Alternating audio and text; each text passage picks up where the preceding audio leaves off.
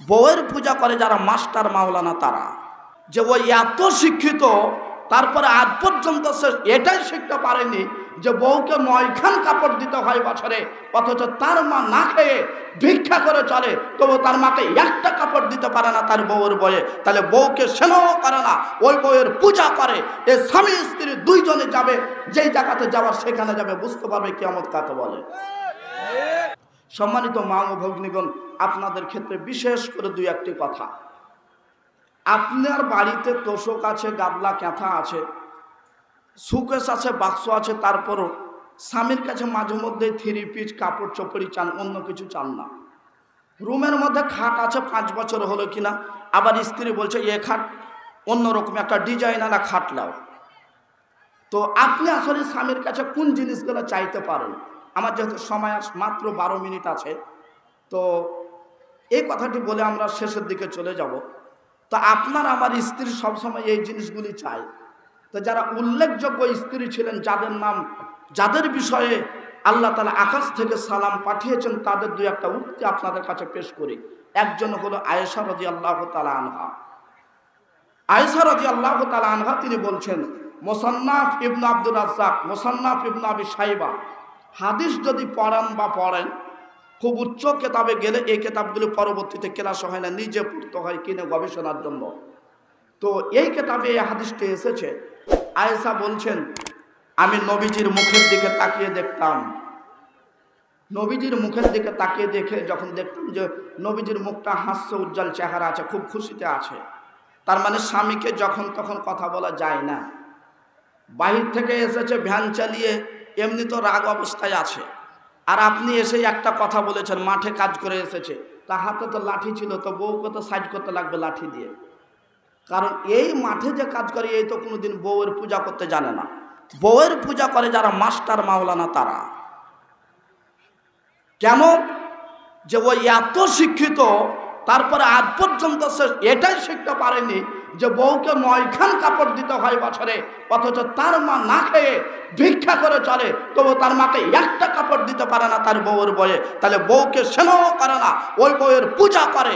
এই স্বামী স্ত্রী দুইজনে যাবে, যেই জায়গাতে যাওয়ার সেখানে যাবে, বুঝতে পারবে কিয়ামত কাকে বলে। সম্মানিত মা ও ভগ্নীগণ, যারা আপনারা আছেন, বউ স্নেহর জন্য স্নেহ করিয়েন, তবে পূজা করতে যেয়েন না। তাকে সঠিকভাবে পরিচালনা করতে হবে। বউয়ের সাথে গন্ডগোল হলে এটা নিয়ে হোক যে সলাৎ পড়ে না এই জন্য, বউয়ের সাথে গন্ডগোল হলে এটা নিয়ে হোক যে মাকে খেতে দেয় না। আজকে বাংলাদেশের জরিপে যদি দেখেন 2 শ্রেণীর মানুষ বেশি কষ্টে আছে, তার মধ্যে বৃদ্ধ বাপ মা 1 নম্বরে। আপনি জরিপ করে দেখবেন, বলবেন দলিল কি? আপনি ছেলে মেট্রিক পাস, আইএ পাস, চাকরি বাকরি করেন, সব কিছু করতে পারেন, অথচ কবরে 20 বছর হলো বাপ মারা যাওয়া, আজও কবরে একবার দাঁড়িয়ে যে দোয়া করতে পারেননি। টাইম নাই, টাইম নাই, কোথায় টাইম? টাইম হচ্ছে না। যে কথা বলছিলাম, আয়েশা রাদিয়াল্লাহু তাআলা আনহা বলছেন যে আমি নবীজির মুখের দিকে তাকিয়ে দেখতাম, তো দেখছি যে নবীজির মুখটা খুব হাসি অবস্থায় আছে, খুব আনন্দতে আছে। তখন আমি নবীজিকে বলতাম যে আল্লাহর নবী, আমার জন্য একটু দোয়া করেন তো, আল্লাহ যেন আমার পাপগুলি ক্ষমা করে দেন। সম্মানিত মা ও ভগ্নীগণ, কান খুলে শুনবেন। এইবার যখন দোয়া করতে বলতেন, তখন নবীজি বলতেন, আল্লাহ আয়েশার জীবনের আগের পরের জানা অজানা সব গুনাহগুলি তুমি মাফ করে দাও। আয়েশা রাদিয়াল্লাহু তাআলা আনহা নিজে বর্ণনা করছেন, যখনই নবীজি এই দোয়া করতেন, তখন আমি আনন্দতে আমি নবীজির এই হাতের ওপর উল্টে পড়ে যেতাম, এ কারণে যে যিনি আমার জন্য দোয়া করছেন তার দোয়া আকাশে সাথে সাথে কবুল হবে। এই আনন্দতে আমি আয়েশা বিশ্বনবীর উরুর ওপরে মাথা ঝুলিয়ে আনন্দতে পড়ে যেতাম। তখন নবীজি আয়েশাকে বলতেন, আয়েশা তুমি বড্ড খুশি, আনন্দ পেয়েছো, তুমি অনেক খুশি হয়েছো। তখন আয়েশা বলতেন, আল্লাহর নবী, আপনার দোয়াতে আমি কেন খুশি হব না? কারণ আপনি দোয়া করলে আল্লাহ তাআলা সেই দোয়ার সাথে সাথে কবুল করবেন ইনশাআল্লাহ। সম্মানিত মা ও ভগ্নীগণ, স্ত্রী কলেজে চাকরি করে, স্ত্রী কলেজে চাকরি করে, তার স্বামী রিক্সা চালায় অথবা মাঠে কাজ করে, তবুও সেই স্ত্রীকে দিনে হোক, মাসে হোক, সপ্তাহে হোক, বছরে হোক, তার স্বামীকে মাঝে মাঝে বলতে হবে যে আপনি আমার জন্য একটু দোয়া করেন আল্লাহর কাছে। কথা বুঝে স্পষ্ট হচ্ছে তো? যদি স্বামী স্ত্রী কামেল মাদ্রাসার প্রিন্সিপাল হয় আর তার স্বামী যদি ভ্যান চালায়, তবুও তার স্ত্রীকে দিনে হোক, সপ্তাহে হোক, মাসে হোক, একবার করে যখন তার স্বামী খুশি থাকবে তখন বলতে হবে স্ত্রীকে যে আপনি আমার জন্য আল্লাহর কাছে দোয়া করুন। আর তার স্বামী শুধু এই বাক্যটাই বলবে, আল্লাহ তার জীবনের গুনাহ খাতা তুমি মাফ করে দাও। আরবি লাগবে না। সম্মানিত মা ও ভগ্নীগণ, আলোচনা যদি শুনে বুঝে থাকেন তাহলে স্বামী কোন পর্যায়ে দেখতে হবে না, দোয়া আপনাকে চাইতে হবে। সম্মানিত উপস্থিতি, আরেকটু সামনে আগাই, তাহলে স্ত্রী যারা রয়েছেন তারা স্বামীর কাছে দোয়া চাইবেন।